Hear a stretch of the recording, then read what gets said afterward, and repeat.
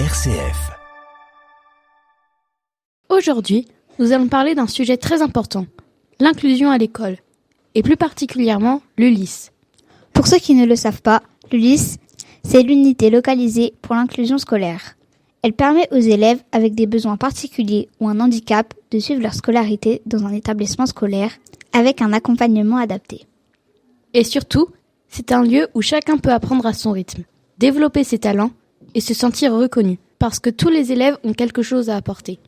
Aujourd'hui, nous avons le plaisir de recevoir Marine Castellano-Simon, la coordinatrice du dispositif ULIS du groupe scolaire Notre-Dame, qui a vu le jour en septembre. Bonjour Marine et merci d'être avec nous. Bonjour à vous et merci beaucoup de m'avoir invitée. On est très curieuse d'en savoir plus sur l'ULIS, ses missions et surtout comment elle change la vie des élèves. Pouvez-vous nous expliquer simplement ce qu'est l'ULIS et à qui elle s'adresse ? Un élève est orienté en ULIS sur notification de la MDPH parce que cet élève a des besoins d'apprentissage spécifiques et qu'il a besoin d'aménagement pédagogique et d'un accompagnement adapté pour pouvoir progresser. Et puis, ce qu'il faut surtout savoir aussi, c'est que l'ULIS, ce n'est pas une classe, c'est un dispositif, c'est-à-dire que l'élève n'est pas inscrit dans un système scolaire à part, mais dans une classe d'une école ou d'un collège ou d'un lycée. Cette classe, ça s'appelle sa classe de référence. Et donc l'élève, il fait partie à part entière de sa classe de référence, tout comme les autres élèves qui la composent. Chaque élève ULIS a donc une maîtresse ou un maître ou un professeur principal, des professeurs de sciences, etc. Et avec tous ces enseignants, l'élève de l'ULIS bénéficie d'adaptations qui lui permettent d'évoluer le plus positivement possible, le plus sereinement possible auprès de ses camarades de classe. Et la particularité également, c'est que l'élève qui est en ULIS, il a également un enseignant spécialisé qui lui propose un enseignement adapté dans le cadre de regroupement dans un autre espace que la classe de référence. Ah d'accord, je comprends mieux. Comment se passe une journée type pour un élève de l'ULIS ? Alors, nous avons actuellement 11 élèves sur notre dispositif ULIS groupe scolaire. Nous en avons une en CE2, 2 en CM1, 3 en 6e, 4 en 5e répartis sur 2 classes et une élève de 3e. Et en fait, chacun de ces élèves n'a pas vraiment une journée type et n'a pas non plus la même journée type que un des autres élèves du dispositif. Tout dépend en fait pour chacun de ses besoins, mais aussi de l'emploi du temps de sa classe de référence, sachant qu'il faut favoriser un maximum de temps de cours dans la classe de référence. Et puis moi, avec tous ces paramètres, eh bien, j'ai composé un emploi du temps hebdomadaire pour chacun qui précise quand l'élève est en classe de référence et quand il est avec moi en regroupement. Quelles sont les matières ou activités qui sont particulièrement adaptées pour eux ? Les élèves ULIS vont en classe de référence pour étudier l'histoire géo, les sciences, le PS, les arts, anglais, technologie. Et dans tous ces cours, eh bien, les attentes et les supports sont adaptés autant que possible par les enseignants, sachant qu'à tout moment, je peux me rendre disponible pour les conseiller si besoin. D'ailleurs, j'apprécie vraiment beaucoup la précieuse bienveillance de mes nombreux collègues ainsi que leur collaboration. Et je me permettrai de dire que il faut voir un peu le bonheur dans les yeux des élèves ULIS lorsqu'ils reçoivent une bonne note. Et cette bonne note, eh bien, c'est le fruit de leur volonté de réussir parce qu'ils s'accrochent, ils veulent progresser. Et c'est également le fruit des aménagements qu'ont mis en place les enseignants dans la classe de référence. Voilà. Et sinon, donc j'ai pas parlé du français et des mathématiques, vous allez me dire. Et en fait, c'est parce que pour ces deux matières, ça varie selon le niveau étudié dans la classe de référence. À l'école, par exemple, ces deux matières, c'est encore des matières que l'on peut étudier aisément avec le maître ou la maîtresse, en prenant bien sûr soin d'adapter pour chacun. Mais à l'arrivée au collège, les écarts se creusent beaucoup et les enseignements en classe de référence français et maths sont alors à questionner et voire à enlever en tout ou partie.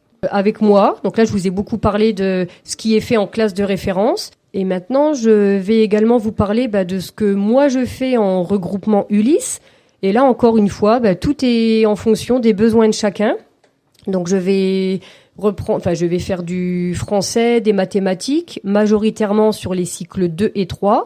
Nous travaillons beaucoup en projet, la méthodologie, l'organisation. On reprend également des cours qui ont été difficiles en classe de référence, un cours de SVT qui a été compliqué ou un cours de technologie, d'histoire.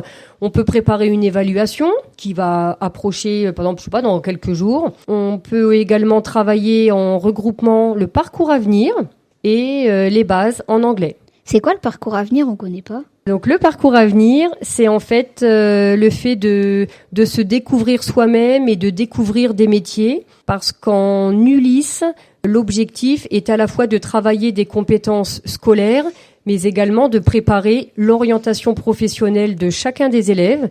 Et donc pour cela, en regroupement Ulysse, on fait des activités pour mieux se connaître, pour découvrir des métiers. On peut également aller visiter des entreprises.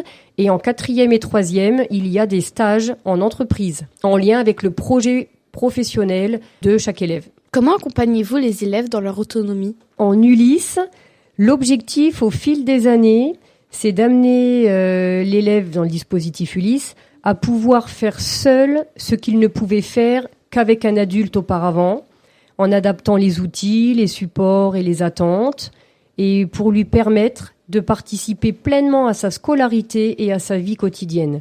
Pour accompagner au mieux les élèves du dispositif Ulysse, j'ai le précieux appui d'une personne qui est présente ici à mes côtés, Isabelle, l'AESH collectif du dispositif. Bonjour Isabelle et merci beaucoup d'être venue nous parler de votre métier au sein du groupe scolaire Notre-Dame. Pouvez-vous nous expliquer votre métier? Bonjour.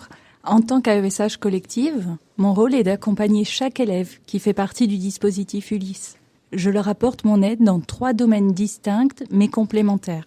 Premièrement, dans les apprentissages scolaires, lors des temps d'inclusion par exemple, puis dans les tâches quotidiennes, et enfin dans les relations avec les autres, tant avec leurs professeurs qu'avec leurs camarades.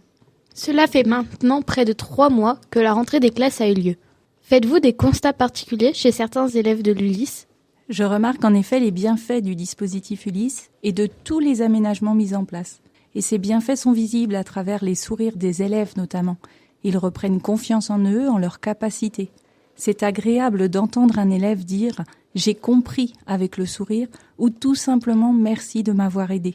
Ils s'approprient également les outils qu'on leur propose, ceux qui favorisent leur autonomie. Selon vous, est-ce que l'Ulysse favorise la confiance en soi et l'épanouissement personnel des élèves? L'Ulysse offre aux élèves la possibilité de poursuivre en inclusion des apprentissages adaptés à leur potentiel et à leurs besoins, et ainsi d'acquérir des compétences sociales et scolaires. Les élèves sont très heureux d'être en classe et de faire des apprentissages comme leurs camarades. Même si pour eux, les adaptations sont plus ou moins importantes, ils ont le sentiment réel d'être comme tout le monde. Et puis, ils savent qu'ils ont également des temps de regroupement avec Marine pour comprendre quelque chose qui a été difficile en classe de référence, pour manipuler, assimiler des bases non acquises, travailler en projet ou réaliser un exposé demandé en classe. Tout cela leur apporte un bienfait énorme en termes de confiance en soi et d'épanouissement, car ils sont en réussite et progressent petit à petit à leur rythme. Merci Isabelle. Revenons à présent à vous, Marine. Est-ce que les élèves de l'Ulysse participent aussi aux activités et projets de leur classe de référence? Ah oui, bien sûr. Une séance à la Comète pour aller voir un film, participer à un atelier manuscrit en luminure à la médiathèque, un voyage scolaire, un cycle de tennis de table et autres. Tout cela, ce sont des temps essentiels et les élèves de l'Ulysse y participent autant que possible avec des adaptations si besoin. Les élèves de l'Ulysse vivent les mêmes expériences sociales et scolaires que les autres élèves. Et c'est en cela que l'inclusion prend tout son sens. Et lorsque cela tombe sur des créneaux où normalement l'élève est avec moi, ce n'est pas grave, je m'adapte sans souci. Je modifie mes prises en charge à tout moment en passant en priorité la classe de référence. Quels projets ou nouveautés sont prévus pour les élèves de l'Ulysse cette année? Alors, nous avons participé mi-novembre à un festival des solidarités à Châlons qui s'appelle le Festisol. C'était à l'abbaye de Vinay sur le thème environnement et égalité des filles et des garçons. Ça a permis de travailler le vocabulaire, l'enseignement moral et civique, le débat, réaliser une exposition qui prenait beaucoup de place à l'abbaye de Vinay. Et puis comme autre projet, nous avons également dans le même temps préparé un projet radio portrait chinois qui a permis aux élèves de mieux se connaître et de se connaître les uns les autres et de produire des phrases construites. Nous allons en principe commencer une correspondance avec une école au Maroc en lien avec une association humanitaire, ce qui permettra de travailler de nombreuses compétences scolaires. Il y a également un autre projet radio, mais ça je ne vous en dirai pas plus. Et puis nous souhaitons créer 2 ou 3 cartes écrites et audio pour le club Les Explorateurs Chalonnais. Pouvez-vous nous raconter un moment ou un projet qui vous a particulièrement marqué avec les élèves ? Alors ça va être difficile de n'en donner qu'un.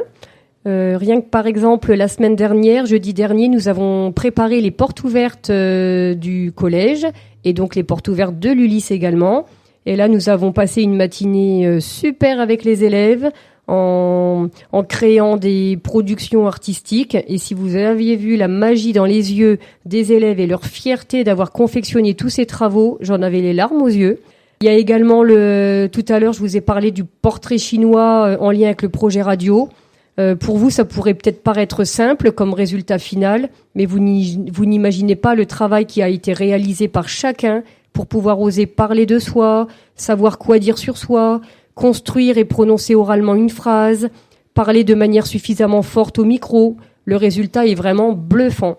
Et d'ailleurs, lors des portes ouvertes, j'avais mis en boucle l'enregistrement de l'émission. Juste pour finir, sur les portes ouvertes, j'ai plusieurs élèves qui ont souhaité m'accompagner le vendredi et ou le samedi. Je sais que pour eux, pourtant, ce n'était pas facile. Eh bien non, ils ont souhaité venir m'accompagner, prendre sur eux. Et donc, j'avais des collégiens et j'avais également une élève et sa maman. Et franchement, ça m'a touchée.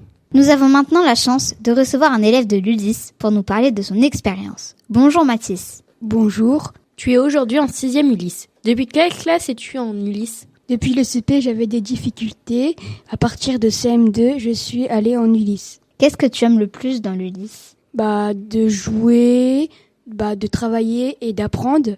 Mais vous jouez en Ulysse ? Oui, on joue, mais on joue pour comprendre et apprendre. Peux-tu nous raconter un moment ou un projet qui t'a rendu fier cette année ? Le projet préféré, c'était le projet Festisol. Je suis venue présenter le projet au public. Marine, qu'auriez-vous envie de dire aux jeunes pour mieux comprendre et respecter la différence au quotidien ?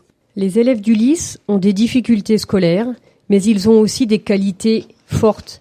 La créativité, la persévérance, l'humour, le sens pratique, la mémoire visuelle et j'en passe. Et en fait, ce n'est pas parce que quelqu'un apprend différemment qu'il vaut moins. Il faut encourager les jeunes à regarder les forces plutôt que les faiblesses. Et ça peut changer totalement le regard sur le monde. Isabelle, pour finir cette émission, quelle est votre plus grande fierté aujourd'hui ? Je suis fière de travailler chaque jour avec ces 11 élèves qui me donnent le sourire. Marine, je vous vois sourire, et vous ? Eh bien, ma fierté, c'est d'être parvenue à mettre en place cet Ulysse groupe scolaire. Et voilà, petit à petit, nous avançons avec l'AESHCO, les élèves, et c'est une très belle année qui s'écoule. Merci mesdames. Merci Mathis. Merci chers auditeurs. On se retrouve la semaine prochaine. Et n'oubliez pas, la joie se partage.